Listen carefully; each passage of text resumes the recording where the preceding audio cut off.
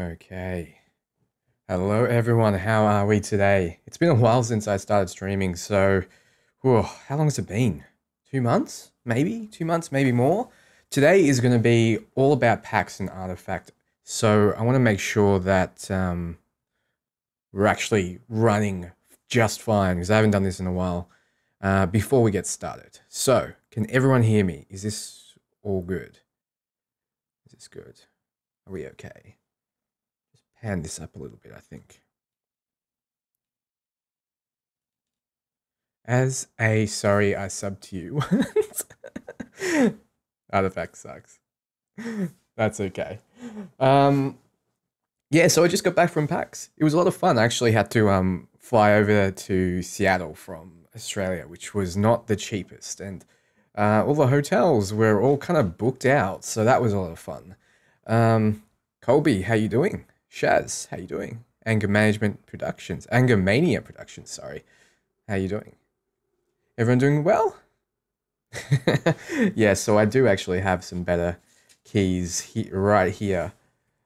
Right here. As you can see. There's quite a few, actually. So I'll give one away today. I finally got some sleep. It had been 40 hours almost since I last got some sleep. So I got some sleep. I thought, why not stream? All right, so today what I'm going to do is I'm going to run through exactly how to play Artifact. I'm going to run through my thought process in... I might actually play this while I'm talking. I'm going to run through my thought process through the game that I played on stage that I won against Sunsfan, which some of you guys have mentioned. I'm also going to... Why is this not playing? Weird. It is being a pain in the butt. Why are you being a pain in the butt? Play.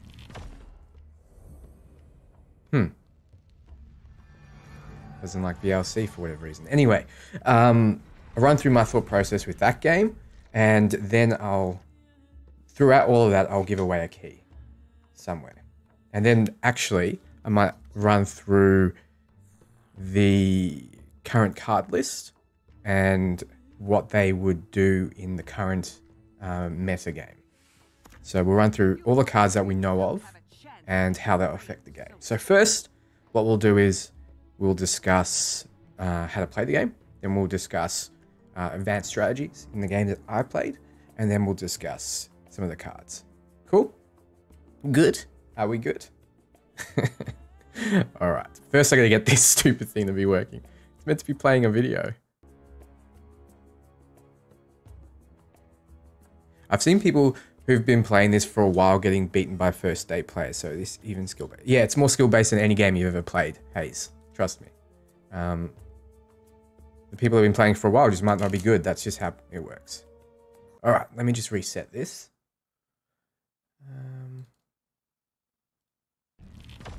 There we go. Alright. So this is an example of a game.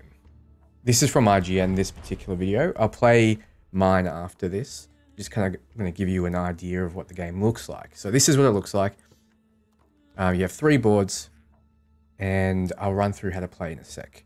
But first, any questions for me? I went to PAX. I played almost everything there. So if you have any particular questions in regards to games that were there, including Artifact, I'd be happy to answer them. Is it similar to 2 lanes in the Elder Scrolls games? No, Colby. In Elder Scrolls, you can play across both lanes at the same time. You can't in this. It goes from one lane to the next, and then it goes to a shopping phase, and then it goes to a deployment phase, and then it goes back to the first lane. And that is the start of the next round. So it's not similar to Elder Scrolls Legends, kind of at all, really. 15 seconds remaining. You... What? English, not English. What? What are you on about, Shaz? No interaction with Twitch. I'm with Twitch.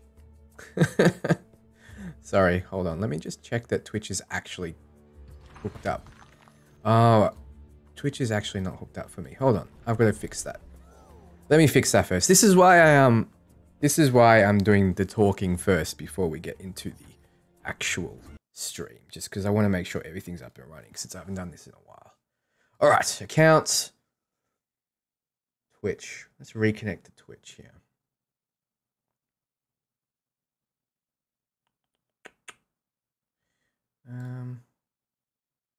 Hold on, guys. Continue asking questions and I'll answer them when I get around to it.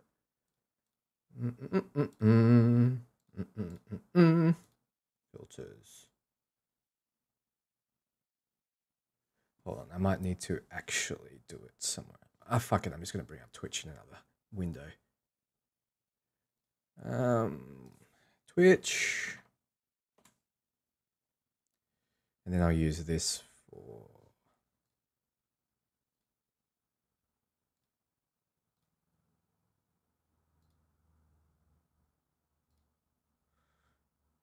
Okay.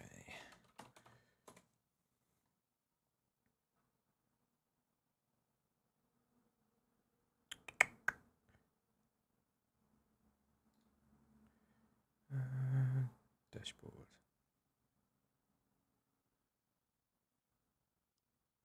There we go. There's a lot to sort out.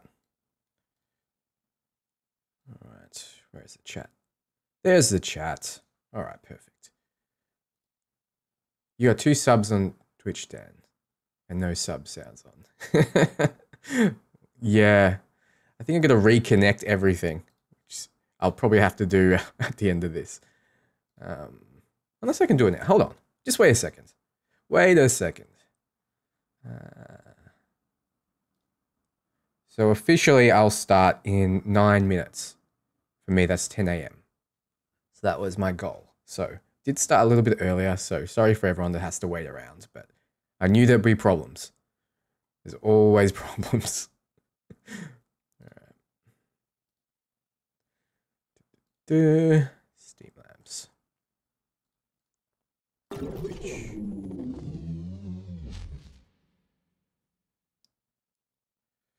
Yeah, tomorrow I'll be playing a few games, I think, instead of going through this stuff. So this is just a one-off thing.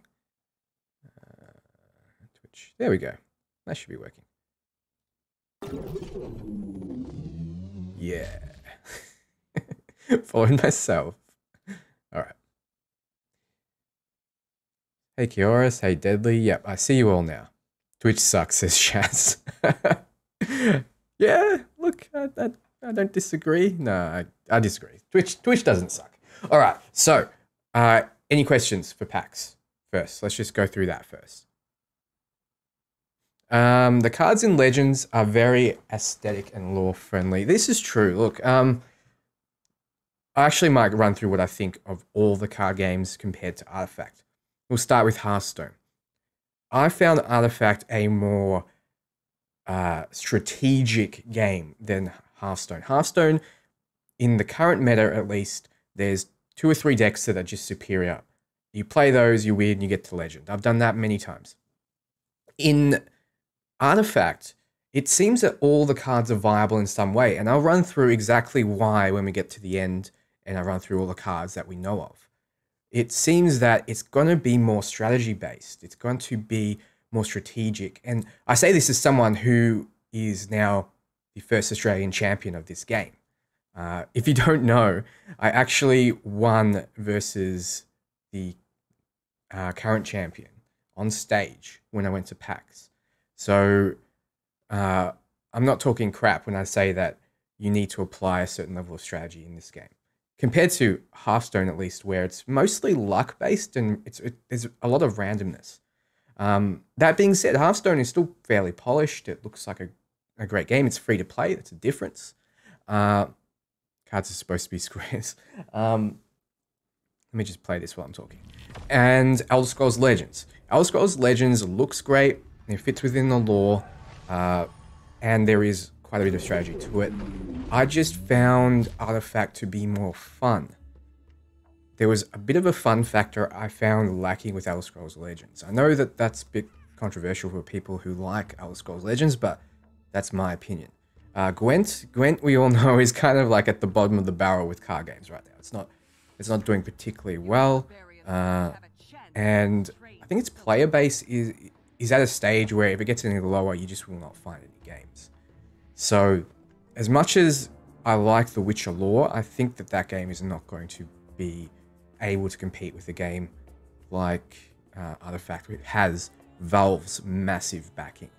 Now, that all being said, it's going to cost $10 or $20, depending on where you are in the region, to buy into Artifact. So it's not going to be free. It's not going to be free to play. But that's good, because all the cards that you get, you'll be able to resell on the Valve or the Steam marketplace. So every card will have a value. So you can spend $20, you get your 10 packs that you open, and you get 2 pre-made decks like the ones you're seeing playing here. And if you want to get out of the game and don't like it, you can sell all of those cards on the marketplace. Someone will buy them and you get most of your money back, if not all, or make a profit. I don't understand the love for Gwent, says Colby. Yeah, I don't understand it either. I really don't. Hey, Miserable Pudding, how you doing? How does Cleave work? All right, Cleave works like this. Let's say you gave this hero here Lycan Cleave. Oh wait, actually, let's do someone who is opposite. All right, let's say you gave Axe Cleave.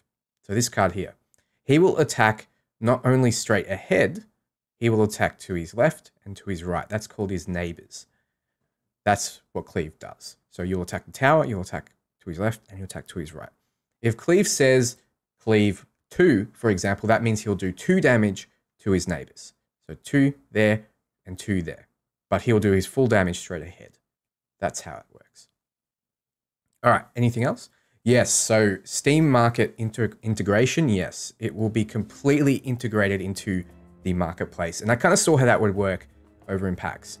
So you can play this game, sell, and buy video games. Yes, you can, essentially. However, the value of the cards, we don't know yet. It's dictated by the demand for them. Does the Steam card trading make it pay to win? Yes, sort of. You have to pay to play the game, so therefore it's pay to win, right?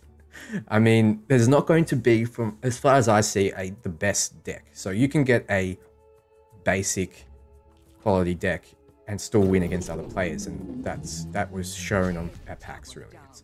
There's no best cards. It's really hard to have a best card when you have so many moving wheels. You have 3 lanes, like you can see. You have different heroes. They can all get items. They can all be modified with spells and abilities. Your lanes can be modified. You can get particular items that do particular things. And you've got to think about all of this while you're playing across those lanes. And there's just so many moving parts that it's impossible to make even a good card overtake the game. It's more about strategy and how you employ everything. If you, for example, get an overpowered card, if there is one, I haven't seen one yet, you can still lose the game fairly easily if you misplay or you don't play well. So more than anything, and more any other card game, it's about how you use things and how you employ the strategy. All right. Roger, thanks. Basically the same as Magic, but cheaper and easier to trade. Yes, Silent Java. AE needs a defender to proc. I don't know what that means. Back on Cleave. Do note that you need defending unit to Cleave proc. No, Cabled. You don't. So, if there's no unit defending, it hits through to the tower and it still cleaves. I noticed that when I played my game. I like the little dragon. Yeah, the little imps are pretty fun, actually. And when you play different spells, the imps will do different things. I think in this match, he plays a spell that gives a card immunity. And the cleave, the imp brings up a shield, and the other imp fires an arrow at him. So they all work with the cards that you use as well, which is really cool. All right. So now that I've gotten through a few questions, I'm half Arab, half Canadian. Money sucks. All right, I might actually run through how to play, which will be what everyone wants. All right, so I'm going to pause and start this video just to kind of illustrate my points. But the first thing you need to do when playing Artifact is to build a deck. You can use a pre-made one, and I'd recommend doing that when you start. However, when you get a more advanced mindset, you might want to build your own. Now, I'll run through building your own deck a little later, but for now, let's assume that you're using a pre-made one. This is what you see first. You first see exactly what heroes your opponent has, and he sees what heroes you have. Yet you won't know where and when they will be deployed. That will be random at the start. So if we continue on, we will see that the first 3 heroes you've placed in your deck will be deployed randomly across these 3 lanes, as you can see here. So you have on your side Pugna, you have Lycan, and you have Axe. Now you could have placed Axe first in your deck, but he is on the 3rd lane in this case. So in every situation, in every deck that you have, it will be a random thing to be placed out on the board. I'm sorry that doesn't make any sense, but it won't always be in the same order. And that means that you can't always know what your heroes will be facing off against. Also, there is 3 creeps that you see here, the 2/4 minions, that will be spawned randomly across the board. So in this case, we got 2 in the first lane, nothing in the second lane, and 1 in the third. Whereas he got 1, 0, and 2. And it could very well be that you get 3 in one lane, or you could get 1 in every lane, or you can get 2 in one lane and 1 in another lane. Doesn't matter. So that also indicates what you'll be facing off and how your first round will go. In this particular case, there's a creep in front of Sula Khan, which is very good because Sula's good at hitting towers. There's nothing facing Pugna, so initially the first hit will be 6 damage against his tower. In this case, they're just squaring off against each other, and in this case, he's hitting us for 5. I'll run through the combat a bit later, but for now, let's continue on. So there's 3 lanes, and the first step of round 1 is to draw 5 cards. 5 cards are drawn. There's no mulligan, so you can't put them back in a deck and draw some more.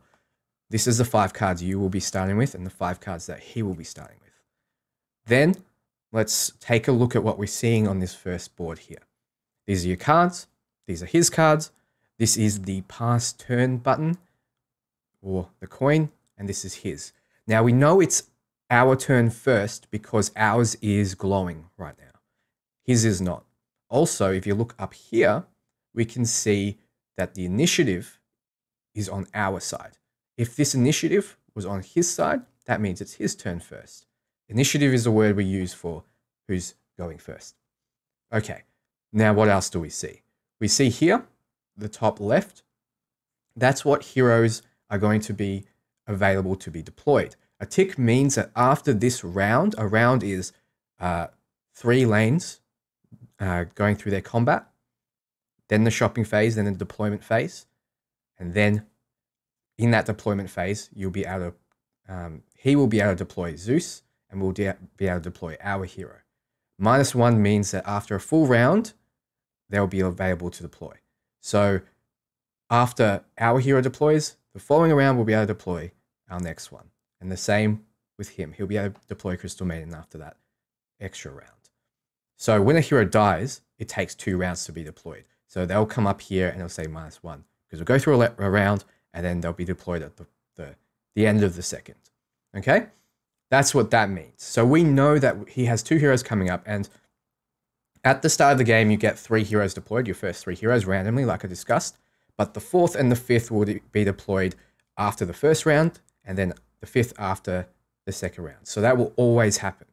And then from that point on, when your hero dies, it'll be 2 rounds, if that makes sense. Check in the chat. Makes sense. Yeah. Okay. I'm seeing a lot of questions for towers and stuff. I'll go through that in a second. So this here, it confused me when I first played it, but what it means is this is what your lane looks like at a glance. This is the first lane, this is the second, this is the third. His tower has 40 health, our tower has 40 health, the second, 40, third, 40, and so on, so on. The objective of the game is to take his tower down to 0 and then do it again. So destroying 2 towers wins you the game. Now, if I was to destroy this tower, it would, and you can see it here, 40 health, it would die and then you'd get a new tower come up with double the health, with 80 health. And if you kill that, you win the game as well.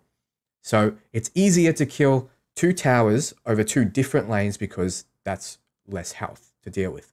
If you were to go all in on one lane, you can still win though, so keep that in mind.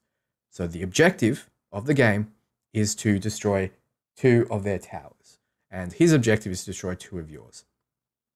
How do you do that? You do that utilizing your cards, as you can see down here, which are spells, minions, and improvements will all help you in doing damage to his tower. You'll also do it by deploying your heroes, which we talked about before, and employing items, which we haven't got to yet, but we will a bit later.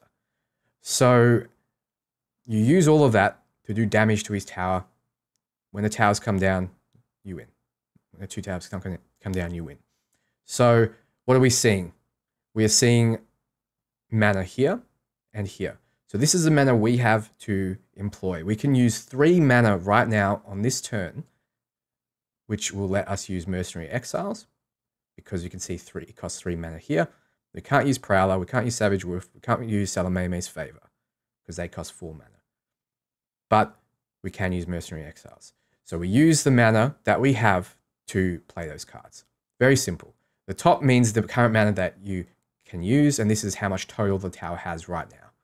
And this goes up at the end of every round. So next round, it'll be at 4. Following round, it'll be at 5 and 6 and so on. Towers don't regenerate health unless there's a card effect that does so. So once it gets hit, it gets hit. Now, what are we seeing up here? We're seeing 5 minutes. We're seeing 5 minutes as well. That's 4:48 because I'll explain. During your turn, this ticks down. Once that ticks down to 0, you lose the game. However, don't worry. Don't worry about that too much because essentially you have 45 seconds every turn to play. So this is not going to go down to 0 unless you really mess up. At the end of the round, you get an extra 2 minutes added to this timer. So what this is for is to make sure that people aren't dragging their turns out 45 seconds every time they play a card. So I'll talk about how turns work in a second and it'll make more sense. But if someone's dragging it out just to be a dick, they'll end up losing the game. So that's there to prevent that happening. Next to that is gold. That's his gold. That's your gold. That's your name. That's his name. This here is the last card played by that player. And same down here. So if you want to see what you played last, you just highlight over that.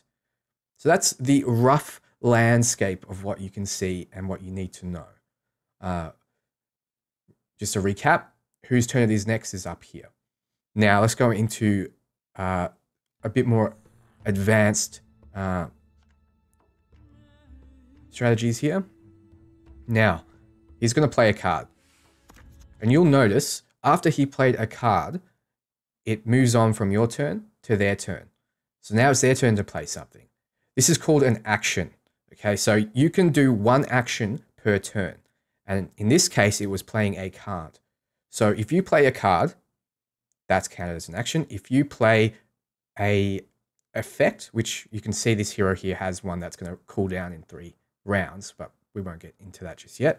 If you were to play that, that's counted as an action. If I had an item and I played an item, that would count as playing an action. So doing anything is an action, and you can only do 1 action on your turn. So you need to choose what is most important when to play. And then it's his turn, and he can play his action, and so on and so forth until you both pass. Now, this is where it gets interesting. If I was to click the coin and pass my turn and not do anything, it's his turn, then he can do the same. If he was to do the same and pass, then it would move on to the next lane. Yet, whoever passed first will go first in the next lane. So it's sometimes a viable strategy to not do anything in one lane just so you can go first in the next. And going first is very important because there's some spells that will kill the enemy hero, for example. And killing the enemy hero means that they can't play a card of that color. And this is something I need to run through in a little bit. But all you need to know is if you pass, he plays a card, it'll come back to you. And then you can opt to pass again, or you can play a card. But if you do play a card, then it's reset. You know, you need to hit that pass button again. And whoever does it first when you both pass is whoever's going to go first in the next lane. Now, I covered spells that you can use using mana, but what I didn't say is the colors of the cards you have matter. So right now, turn before he had a red card and then the rest green, but now he only has green cards. In this lane, as you can see, there's a red hero. To play red spells, you need a red hero in that lane. To play green spells, you need a green hero. So he can't play any cards in this lane. And he can't play because he needs 4 mana and it costs more than he has. So killing heroes in the lane is great because it gives you gold, gives you 5 gold to kill a hero, gives you 1 gold to kill a creep, and that's how you get the gold, and then we'll go through that soon. But it also eliminates their ability to play cards in that lane for a short time before they redeploy their heroes. And same if he kills yours. I won't switch to YouTube. Anyway, I'm not answering all your questions just now because I want to run through this quickly and I'll answer it at the end. But that's kind of why you need to consider killing their heroes, or perhaps consider what's coming up next on their turn based on what they have on the board. So if you know that they're a black-blue deck, which is what he is, you'll know that perhaps a black spell can come out, but not one of their blue spells. So there's one blue spell that lets him switch position. He won't be able to do that because there's no blue spell. There's no blue hero. So that's something to consider. Anyway, let's move on. So it goes from the first lane to the second when you both pass. You barbarians don't have a chance against trained soldiers. So you can always switch between lanes to look, just to look, not to play, and see what's coming up. And that's pretty viable if you want to predict what's going to happen. So look over into the second lane, see if you want to go first. If you really, really need to go first in the second lane, perhaps consider passing instead of playing something. All right, so you can see kind of what the cards look like when he hovers over them. But while we're here, I might as well mention some cards, some minions and some heroes. There's a clash. Actually, let's go through the clash while we're here. So, when you both pass, a clash will happen. The combat will happen. On each lane has 1 combat per round. And in this one's case, they're all going to clash. And what is going to happen? Well, first you look at the damage, the attack value of all the cards. This is how much damage they are going to do to whoever they're facing. Who are they facing? It's based on the arrow in front of the card. So we can see here that this creep is facing down the creep opposite. Saula Khan is facing down this creep opposite. And Pugna is not, with nothing in front of him, is facing down the tower.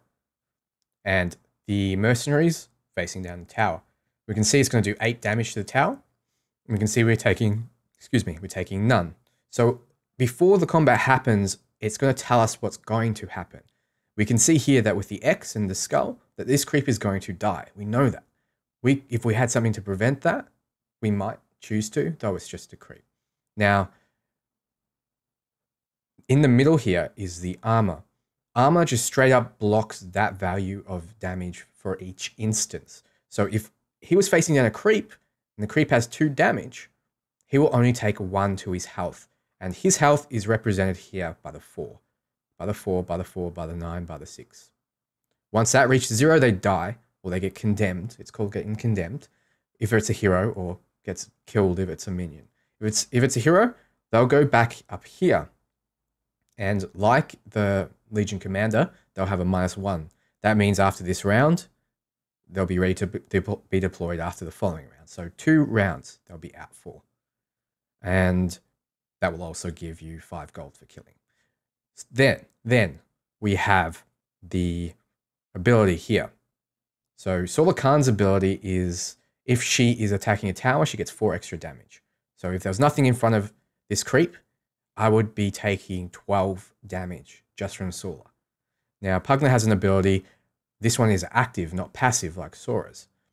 And after 4 rounds, it's a 4-round cooldown. It's on 3 right now. He can destroy a random enemy improvement. And we'll go through improvements later when we see them, or we might not. But basically, an improvement just improves your board state on a particular board. You know, Salameme's Favor is an improvement, and it gives 2 mana to your board, an extra 2 mana. And there's some that will do damage every turn. There's some that, you know, will do, you know, buff your creeps up or buff your heroes up. But anyway, that is digressing a bit too much. Now, minions don't have item slots, but heroes do. So we have a item slot for a weapon, for armor, and for an accessory. Now, if you had items, which we'll go through at the end of the round, you can apply them to this hero, and that is a permanent upgrade. When an item is applied to a hero, even if they die, they come back with that item. So if that was to give him, say, 4 more attack, he would always have 10 attack unless changed by some spell effects.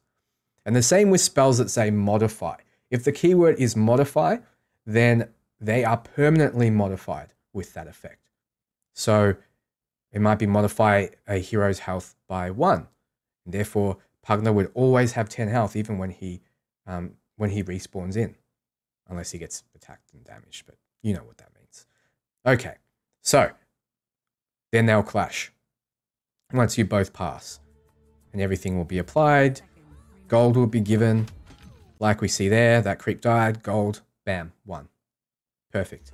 So let's go through these rounds here. There's not much that either party can do in this case. So they clash.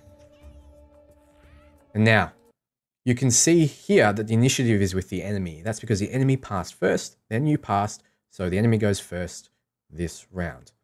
Now, there is nothing that IGN can do in this case.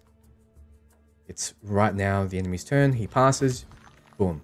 Now that is the end of round 1. Now it's time to shop.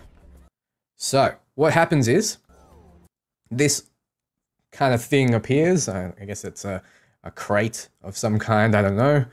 But there's 3 lanes for your items as well.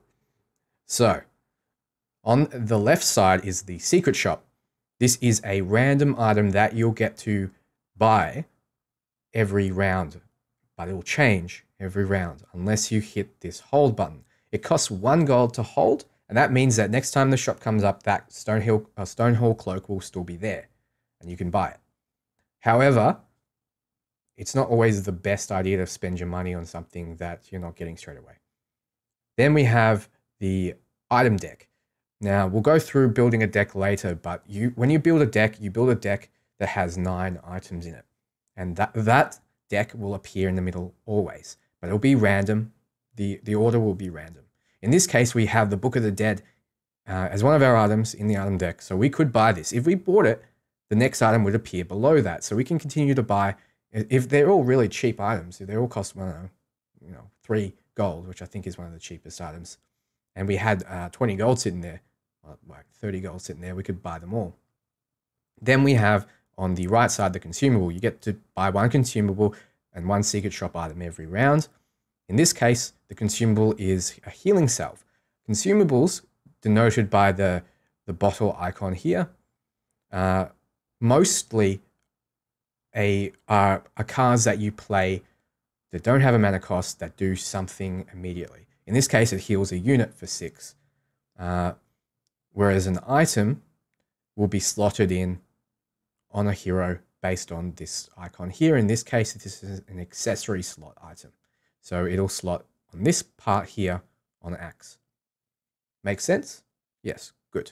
All right, so we can't buy anything. He can't buy anything. So both players will probably pass, I'm guessing.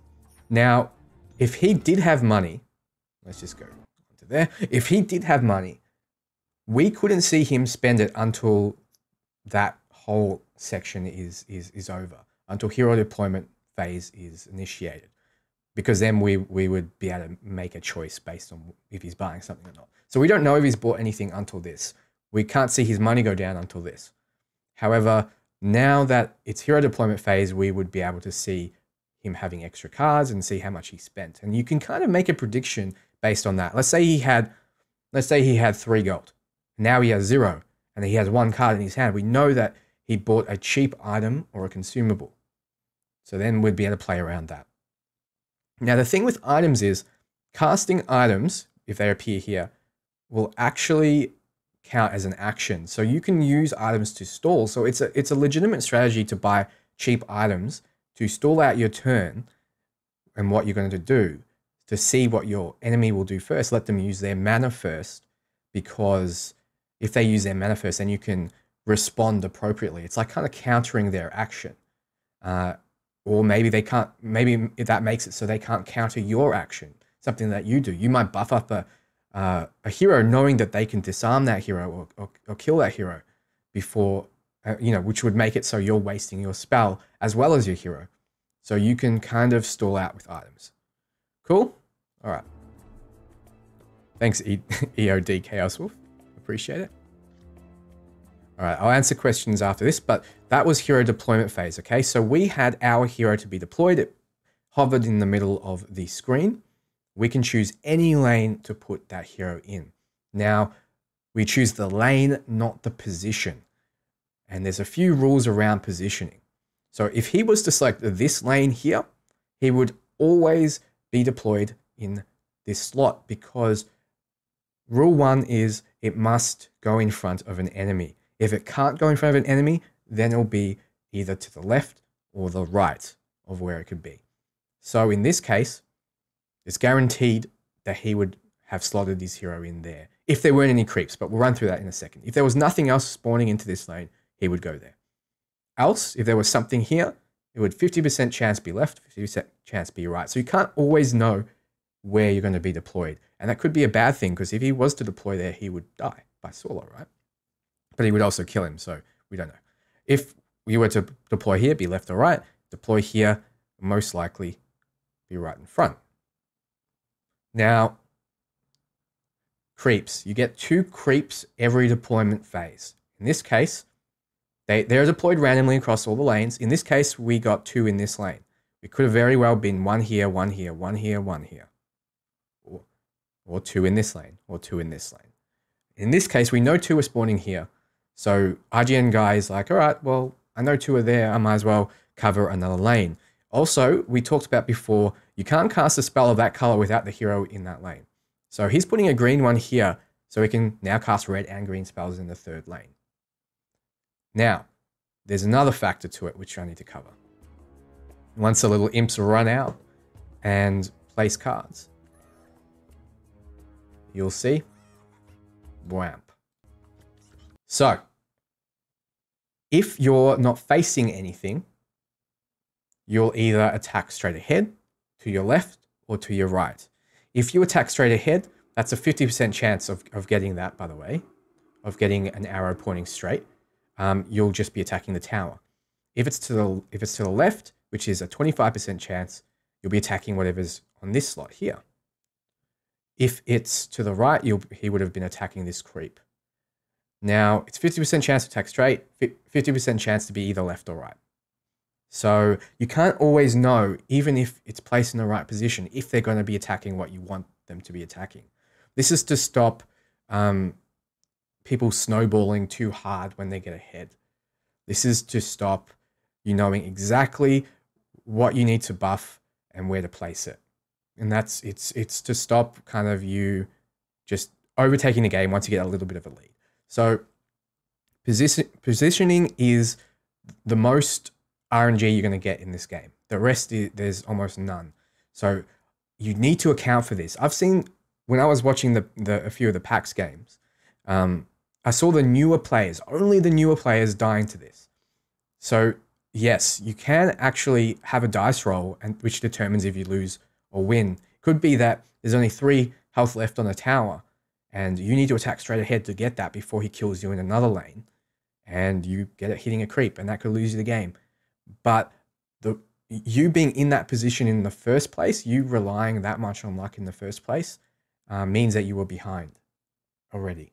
So only newer players really died to it. But anyway, that's going to occur over every single lane here. And we see it with Axe. No, we don't see it with Axe because he's facing down a creep. So if you're facing down a creep, you always attack straight. If you're facing down another player, you always attack straight. Now, round 2, you draw 2 cards.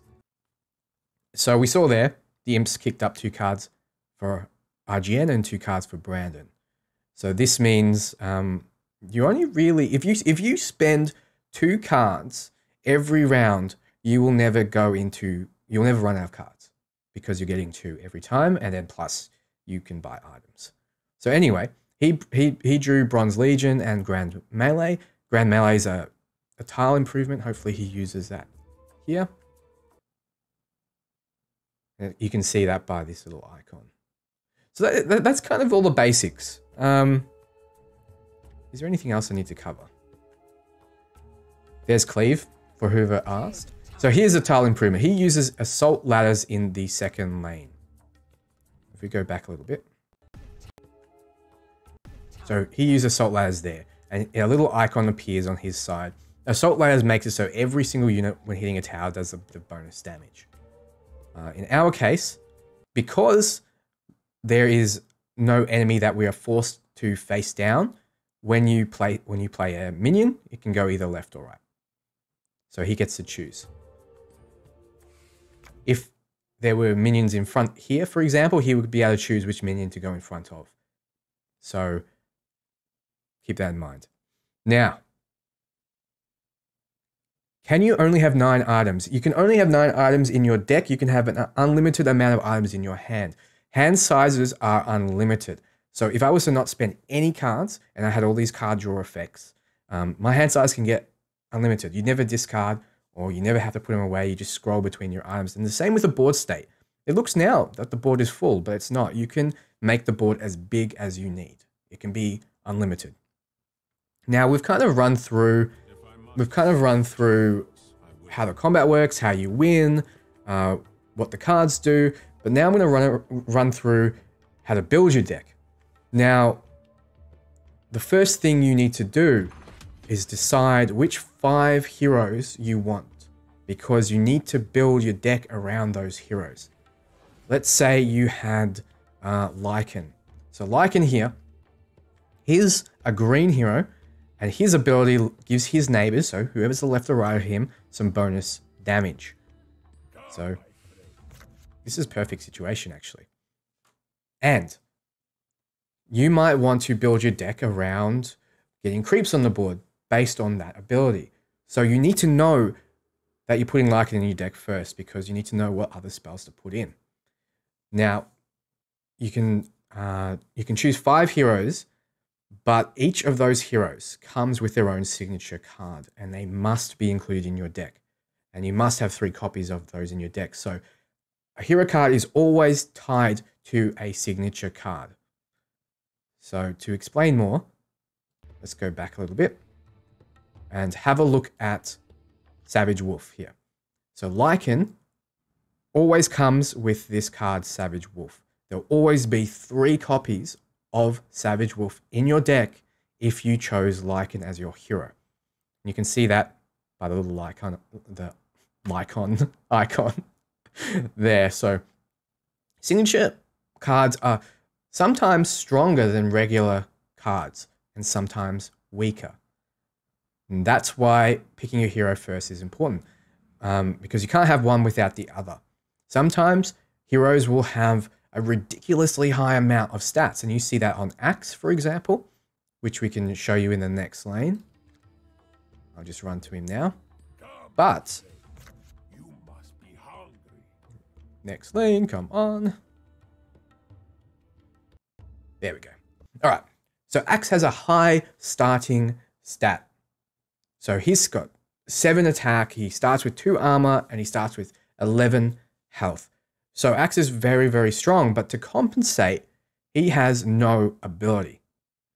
To also compensate, his signature card is it's strong situationally, but it's not the strongest card, and it costs a lot. And then inversely, there's other cards that are very weak. It's usually blue has very, very weak stat-based cards, but then they have these massively powerful signature cards. I've never seen your face before. That has changed. Cool. Massively powerful signature cards or massively powerful abilities. So this guy here gives Axe 1 extra armor and gives his other neighbor 1 extra armor. Not a powerful ability. And his power comes from this Prowler Vanguard signature card that he has. So now that you know that heroes not only indicate what spells you can use based on their color. So if you only put green heroes in your deck, you can only use green spells. If you put red and green heroes in, you can use red and green spells. And so on. You always need the signature card in your deck.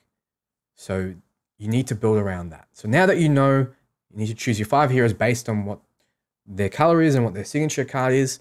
You need to know that you have a 40 card deck.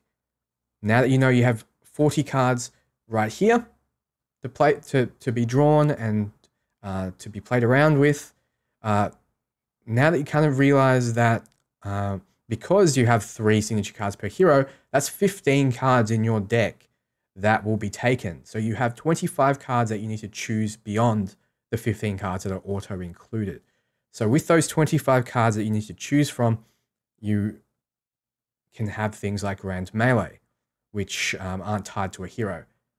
You can have things like Salameme's Favor, which aren't tied to a hero. So that the rest, those 25 other cards kind of complement your heroes and your signature cards and make your deck stronger. And it's all about your strategy. So you build that based on your strategy. Do you want to make the board go wide with a lot of creeps, then put a lot of creep spells in there. If you want to buff up your heroes and make them really tough to kill, then put a lot of buffs in there. That's kind of how it works. Now, beyond your side deck for your heroes aren't included in your 40 cards. That's 5 cards that just sit outside of your deck. You also have a side deck for items, which is 9 cards. So you're going to choose 9 items that complement the deck and the heroes that you have. If you have a very late game deck with heroes that are very powerful later on when you have more mana, then you want to include items that perhaps keep them alive while they're trying to get to that late game. So you might want cheap items that increase their health or increase their armor or help kill off units in other lanes. If you have a very strong early game deck, you might want to put in an item that's fairly powerful and fairly expensive because you'll be getting a lot of kills early. You'll be killing the heroes early. You'll be doing a bit of damage to the tower early. So you might want to put in something that utilizes all the extra gold you'll be getting. Cool? All right. So that's how you build a deck. Now, to start with, when you first build a deck, you might want to stick with the one color because it's very easy to build a deck around the one color. But when you get more advanced, you might want to, like these decks, have a dual color deck. Now, you can, I believe, put in 3 different colors or 4 different colors, but I wouldn't recommend it just because your consistency of your deck will be quite off. You know, you might draw a black spell, but you don't have any black heroes on the board. And knowing that you can only deploy 3 at the start is fairly important. Now, the order which you put heroes in your deck is important as well. That's who will be deployed first.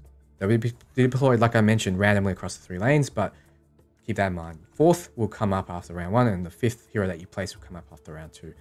So there's a hero called Luna, which increases the damage of her signature card the longer she's in the lane.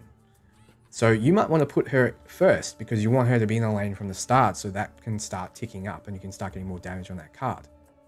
There's other strategies as well, like you might want to put your stronger heroes up front because they'll survive the first few rounds. Hi, Jesse. Thanks. Also, your mana curve matters. So we see here that he has a 3 mana spell, a 4 mana spell, and a 7. If you put nothing but 7 mana spells in, knowing that you start at 3 mana and it goes up by 1 every round, that's 4 rounds you'll be unable to do anything. So you want to put some cheaper spells in and then some more expensive spells and curve it out. So you want a few cheaper spells, a few medium cost spells, and then very few high cost spells.